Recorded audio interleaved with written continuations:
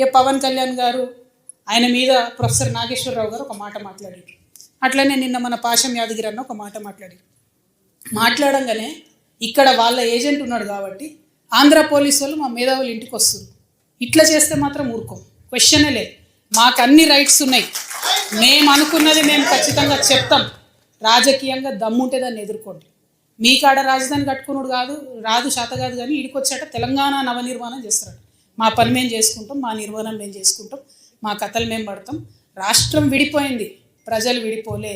మీరు ప్రజల మధ్యలో చిచ్చు పెట్టకండి.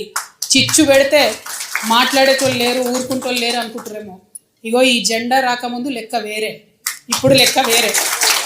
టీఆర్ఎస్ 2.0 ఇక్కడ, టీఆర్ఎస్ 2.0 ఇక్కడ పెట్టుకుంటే మాత్రం మంచిగా ఉండదు. ఇదివరకు ఒకసారి పెట్టుకున్నారు, రాష్ట్రం వచ్చింది.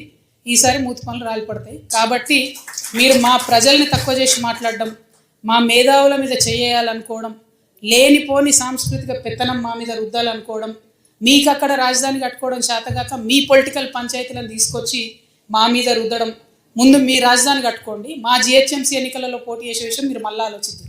మా జిహెచ్ఎంసీలో ఇక్కడ సెటిల్ అయ్యి ఇక్కడ ఉన్నటువంటి ఆంధ్ర బిడ్డలు మా వాళ్ళు. గత 12 ఏళ్ళుగా వాళ్ళని మేము కడుపులో పెట్టుకొని కాపాడుకున్నాం.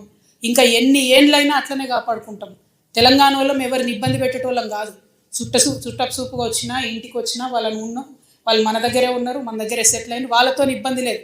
రాజకీయంగా పెత్తనం చేస్తాం, సెక్రటేరియట్లో ఏలు పెడతాం, మీ విధానాలలో ఏలు పెడతాం, మీ నీళ్లు దోసుకుంటాం అంటే మాత్రం ఊరుకునేది ఉండదు.